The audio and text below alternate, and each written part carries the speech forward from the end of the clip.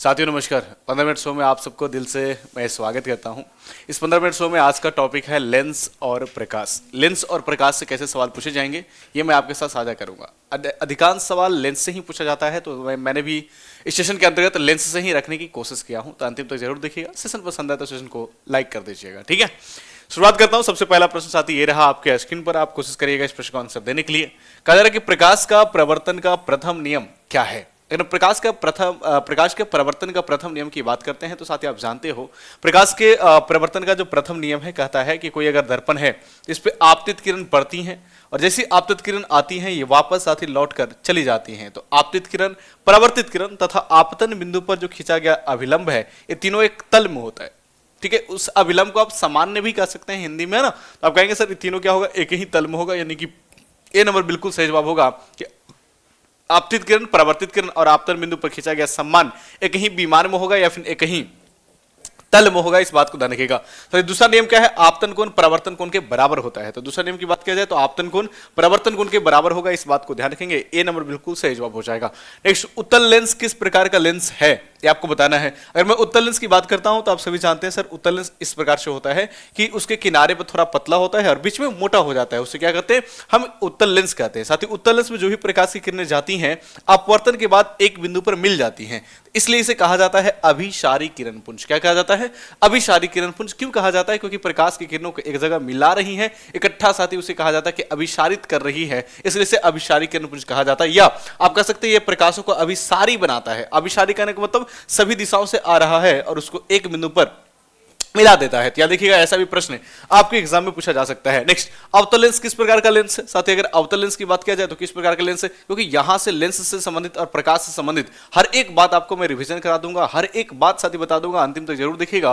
अगर पसंद आए तो सेशन को लाइक कर दीजिएगा, है ना। तो मैं बात करता हूं अवतल लेंस। तो आप जानते हैं साथ ही अवतल लेंस किसे कहते हैं, वैसा लेंस जिसका किनारे पर थोड़ा मोटा होता है और बीच में क्या होता है, पतला होता है, उसे अवतल लेंस कहा जाता है। और अवतल लेंस में बीच वाला आपका प्रकाशीय केंद्र हो गया। यहां से जो भी प्रकाश की किरण जाती है ये फैल जाती है। क्या होती है साथी, फैल जाती है इस तरीका से, है ना। तो इसे बोलेंगे अपसारित करता है, यानी कि पसर जाता है। तो आप बोलेंगे प्रकाश को अपसारित बनाता है, इसलिए इसे अपसारी लेंस भी कहा जाता है। इस बात को ध्यान रखेंगे। बी इसका बिल्कुल सही जवाब हो जाएगा। नेक्स्ट, बीपीएससी एडीयू का कोर्स हमारे एप्लीकेशन पर उपलब्ध है। अगर आप जुड़ना चाहते हैं, बेहतरीन तरीके से तैयारी करना चाहते हैं, एनसीईआरटी के साथ हर एक सब्जेक्ट पढ़ना चाहते हैं तो हमारे साथ जुड़ जाइएगा। 30% डिस्काउंट के साथ ये कोर्स उपलब्ध है हमारे एप्लीकेशन द ऑफिशियल एकेडमी पर। खैर आगे बढ़ते हैं। उत्तल दर्पण में वस्तु का प्रतिबिंब कैसे बनता है। सत्य, अगर मैं उत्तल दर्पण की बात करता हूं प्रतिबिंब कैसा बनेगा, तो आप बोलेंगे सर दर्पण की अगर बात कर लिया जाए तो उत्तल दर्पण में जो प्रतिबिंब बनता है वो हमेशा कैसा बनेगा, आभासी बनता है। आभासी कहने का मतलब साथी इसी को आप काल्पनिक कह सकते हैं, लेकिन अभी फिलहाल के एग्जाम में इसे आभासी लिख रहा है। इस बात को ध्यान रखिएगा। आभासी जहां पर भी बनेगा उसके साथ साथ सीधा ऑटोमेटिक ऐड हो जाता है, तो आप बोलेंगे आभासी और सीधा होता है, यानी कि बी नंबर बिल्कुल सही जवाब होगा, आभासी और सीधा हो जाएगा। नेक्स्ट, अवतल लेंस प्रकाश की किरणों को क्या करता है। साथी अवतल लेंस क्या करता है, प्रकाश की किरणों को अभिसारित करता है या अपसारित करता है। मैं अभी आपको बताने की कोशिश कर रहा हूं कि अगर अवतल लेंस होगा तो ये प्रकाश की किरणों को करता क्या है। तो आप बोलोगे सर जैसे ही प्रकाश की किरणें जाती हैं इसको फैलाने का काम करता है। क्या करता है, फैलाने का काम करता है, यानी कह सकते हैं कि अपसारित करता है ना। अभिसारित नहीं साथी, अपसारित करता है, अवशोषित नहीं, परावर्तित नहीं। तो आपका अपसारित करता है यानी कि फैलाने के काम करता है। इस बात को ध्यान रखेंगे। नेक्स्ट, प्रकाश का अपवर्तन किन दो माध्यमों के बीच होता है। अगर साथी बात करें प्रकाश का अपवर्तन किन दो माध्यमों के बीच होगा, फटाफट एक बार कमेंट बॉक्स में कमेंट करके बताइए। क्या एक ही घनत्व वाले पर होगा, क्या भिन्न भिन्न घनत्व वाले पर होगा, एक ही ताप वाले पर होगा या फिर एक ही दाब वाला पर होगा। तो आप बोलेंगे सर जो आपका प्रकाश का अपवर्तन होता है सबसे पहले तो ध्यान रखिएगा अलग अलग माध्यम में होता है। अलग अलग माध्यम के साथ साथ ये भी ध्यान रखना है कि उन दोनों माध्यमों को जिसमें ये प्रकाश का अपवर्तन होगा उसका डेंसिटी अलग अलग होता है। डेंसिटी क्या होता है, अलग अलग होता है। तो बोलेंगे सर भिन्न भिन्न घनत्व वाला जब अलग अलग माध्यम होगा तब होगा। एक ही माध्यम में अपवर्तन नहीं होता है, साथ ही एक ही माध्यम में सिर्फ प्रकाश का परावर्तन होता है। इस बात को ध्यान रखेंगे ना। माध्यम चेंज होगा तभी जाकर अपवर्तन होता है, और जब माध्यम चेंज होगा तो उसका वेग भी बदल जाता है, तरंगदैर्घ्य बदल जाता है, दिशा भी बदल जाता है और साथ साथ आपका डेंसिटी भी बदल जाता है।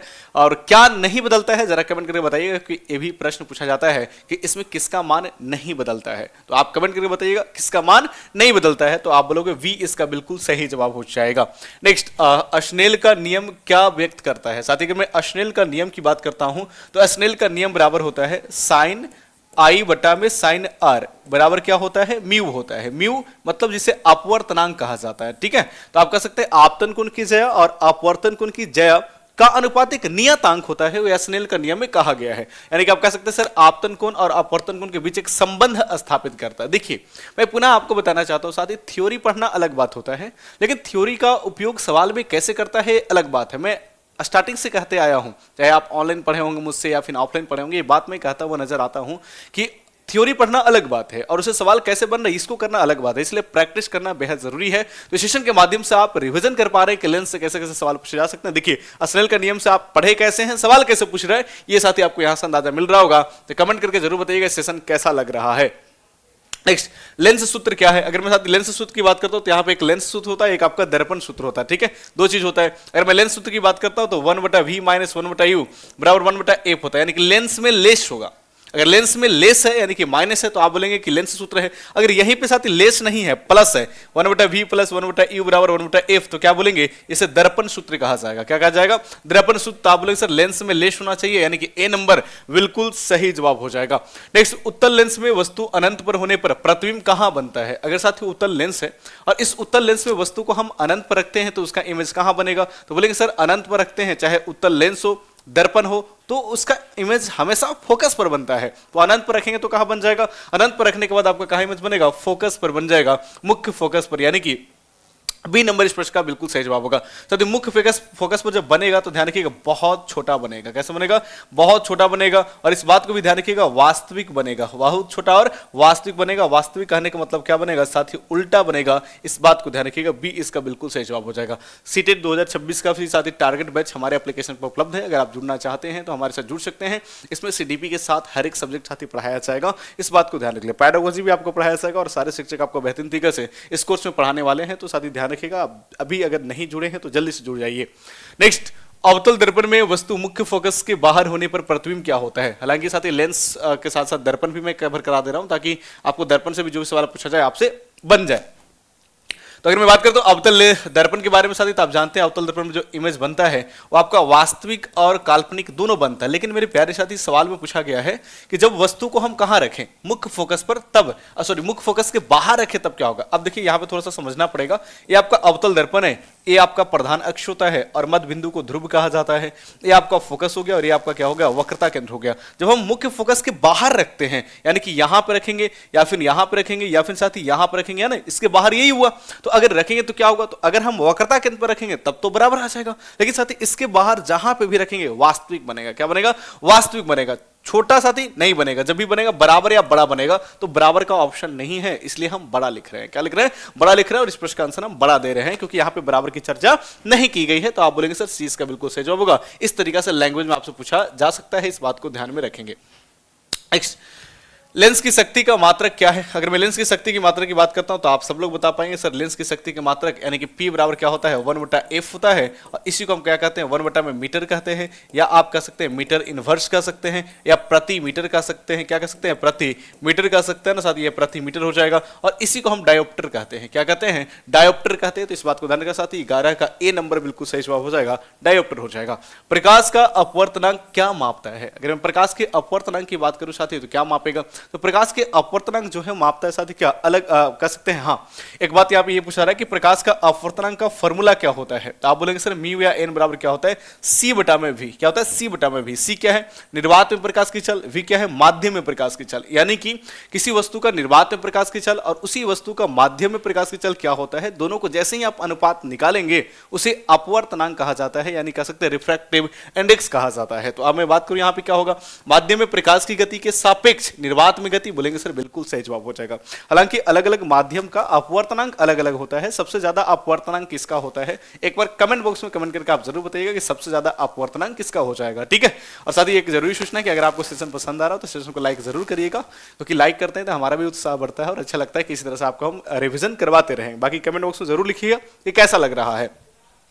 पूर्ण आंतरिक प्रवर्तन कब होता है। साथ ही अगर पूर्ण आंतरिक प्रवर्तन की बात करता हूं तो इसके लिए दो शर्तें लागू हैं। कितने शर्तें लागू हैं, दो शर्तें साथ ही लागू हैं। सबसे पहले लागू क्या है कि प्रकाश हमेशा सघन माध्यम से विरल माध्यम में जाना चाहिए। और अगर मैं दूसरा बात करता हूं, साथ ही दूसरा बात क्या है, तो दूसरा बात है कि इसमें आपतन कोण के मान जो होना चाहिए, आपतन कोण का मान होना चाहिए क्रांति कोण के मान से ज्यादा होना चाहिए, क्रांति कोण का मान से बड़ा होना चाहिए, तब भी जाकर पूर्ण आंतरिक प्रवर्तन होगा। और जहां जहां पूर्ण आंतरिक प्रवर्तन होता है वहां वहां प्रकाश को टेढ़े मेढ़े मार्गों में भी आसानी से आप भेज सकते हैं। पूर्ण आंतरिक परिवर्तन पर जो काम करता है उसे ऑप्टिकल फाइबर आता है, इंडोस्कोप आ जाता है, मृगमृषिका के बनना होता है, मीराक का बनना होता है, हीरा का चमकना होता है, सब इसी का सिद्धांत पर आधारित होता है। तो ध्यान रखिएगा, आपतन कोण क्रांति कोण से बड़ा होना चाहिए। साथ ही ये नंबर बिल्कुल सही जवाब हो जाएगा। ठीक है, नेक्स्ट, अवतल लेंस का उपयोग किसमें किया जाता है? साथ ही लेंस से संबंधित है तो ये भी प्रश्न पूछा जा सकता है कि अवतल लेंस जो है किसको सुधार करने के लिए प्रयोग किया जाता है? तो आप बोलोगे सर अवतल लेंस से निकट दृष्टि दोष को ठीक किया जाता है ना। दूर दृष्टि दोष को ठीक करने के लिए उत्तल लेंस का प्रयोग कर लेते हैं ना।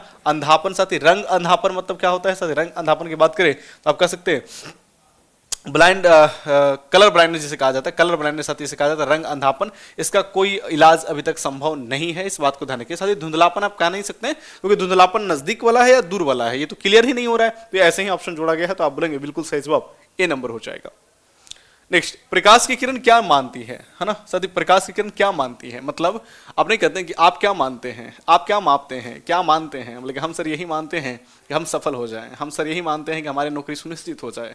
हम क्या मानते हैं? हम मानते हैं कि हमारे से जितने भी प्यारे साथी जुड़े हैं, जो मुस्कुराकर सेशन को लाइक करते हैं, सब सिलेक्शन ले लें, है ना। मैं यही चाहता हूं। तो इस तरह से प्रकाश क्या चाहती है? साथ ही प्रकाश चाहती है, प्रकाश मानती है कि हमेशा सीधी रेखा में चलते रहें, टेढ़े मेढ़े में ना जाएं। तो प्रकाश चलती है कि प्रकाशीय ऊर्जा हमेशा सीधी रेखा में संचरित होते रहे, यानी कि ए नंबर बिल्कुल सही जवाब होगा।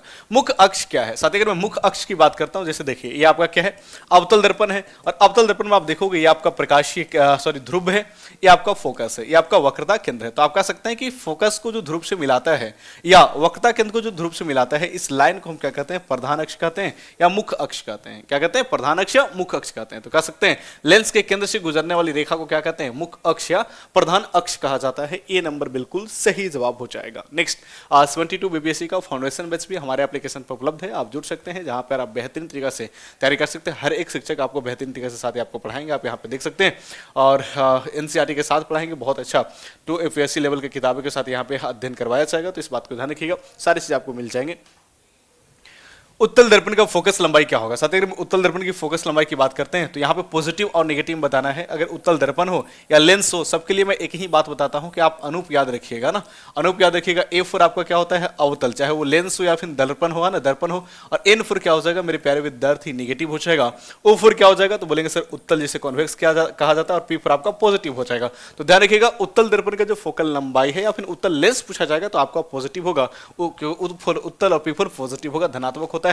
ए नंबर बिल्कुल सही जवाब हो जाएगा। नेक्स्ट, लेंस का आवर्धन क्या होता है? मेरे प्यारे विद्यार्थी, दो बातें ध्यान रखिएगा। एक आपका मिरर का आवर्धन होता है। अगर आवर्धन की बारे में बात करूं तो हाइट ऑफ इमेज अपन में हाइट ऑफ ऑब्जेक्ट, ये आवर्धन कहलाता है, यानी मैग्निफिकेशन कहलाता है। वहीं पर अगर मिरर की बात किया जाए तो साथ ही माइनस भी बटा यू होता है, माइनस बी बटा यू होता है। लेकिन वही अगर आप लेंस की बात करेंगे तो साथ ही लेंस में आवर्धन क्या होता है? तो हाइट ऑफ इमेज अपन में हाइट ऑफ ऑब्जेक्ट ही होता है, लेकिन इसमें आपको बात किया जाए तो माइनस को हटाकर भी बटा यू होता है। क्या होता है? भी बटा यू हो जाता है। तो आप बोलेंगे सर इसका आंसर क्या हो जाएगा? ए नंबर बिल्कुल सही जवाब हो जाएगा। 18 का ए नंबर हो जाएगा। नेक्स्ट, प्रकाश का विवर्तन क्या है? साथ ही प्रकाश का परावर्तन होता है, अपवर्तन होता है, विवर्तन होता है और व्यतिकरण होता है। तो इसमें विवर्तन पूछा जा रहा है कि विवर्तन क्या होता है। तो बोलेंगे सर प्रकाश सीधी रेखा में जाती है, कुछ छोटा सा पदार्थ आता है तो मुड़कर बाहर निकल जाती है, इसे विवर्तन कहते हैं, यानी कि बाधाओं के किनारों में मुड़ना। तो ये आपका प्रकाश का विवर्तन है। ए नंबर बिल्कुल सही जवाब हो जाएगा।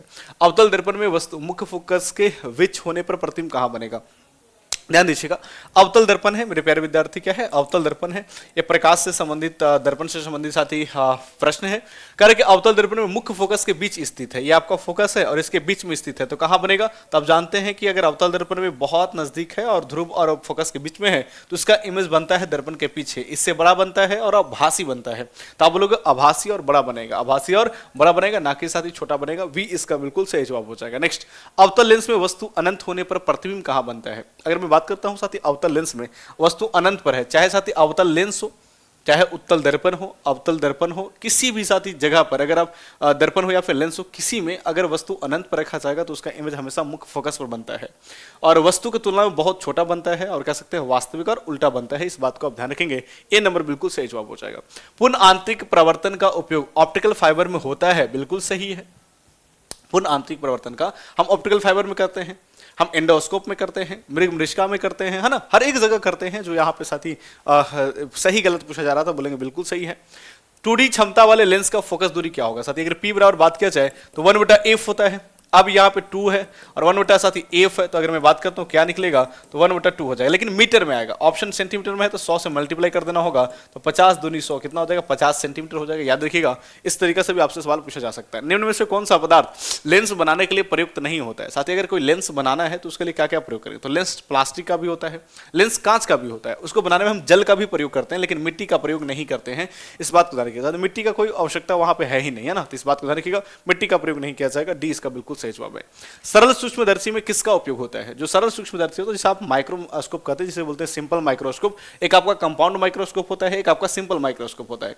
तो अगर मैं सिंपल माइक्रोस्कोप की बात करता हूं साथियों, उसमें क्या होता है, उत्तल लेंस। अगर कंपाउंड माइक्रोस्कोप होगा उसमें भी उत्तल लेंस होता है, कॉन्वेक्स लेंस, लेकिन कंपाउंड में 2 होता है और सिंपल में 1 होता है। बस इस बात को ध्यान में रखिएगा। तो आप बोलेंगे इस प्रश्न का बिल्कुल सही जवाब क्या होगा, तो इस सरल सूक्ष्मदर्शी किसका उपयोग करेगा, उत्तल लेंस का प्रयोग करेगा, यानी डी नंबर इसका बिल्कुल सही जवाब हो जाएगा। नेक्स्ट, किस लेंस का द्वारा सिर्फ और सिर्फ काल्पनिक प्रतिबिंब बनता है। अगर मैं उत्तल लेंस की बात करता हूं तो साथ ही इसमें काल्पनिक भी बनता है और इसे आभासी भी आप कह सकते हो। इसके साथ साथ अगर मैं बात करता हूं साथ ही इसमें वास्तविक भी बन जाएगा ना, वास्तविक भी बनेगा। लेकिन वही अगर मैं बात करता हूं किसका, अवतल का, तो अवतल में सिर्फ और सिर्फ क्या बनेगा, सिर्फ और सिर्फ साथ ही काल्पनिक बनेगा, जिसे आप क्या कहते हैं, आभासी कहते हैं। इस प्रश्न का बिल्कुल सही जवाब क्या होगा, इस प्रश्न का साथ बिल्कुल सही जवाब जान सकते क्या होगा, तो अवतल हो जाएगा कि अवतल में सिर्फ काल्पनिक बनेगा, उत्तल अगर बात करें साथ उत्तल में नहीं होगा। आज की क्लास साथी यहीं तक। बाकी सेशन कैसा लगा कमेंट बॉक्स में कमेंट करके आप जरूर बताइएगा, क्या आप रिवीजन कर पा रहे हैं अच्छे से, कमेंट करके बताइएगा। अच्छा लगा तो लाइक कर दीजिएगा। मिलते हैं नेक्स्ट क्लास में। Thank you so much. जय हिंद।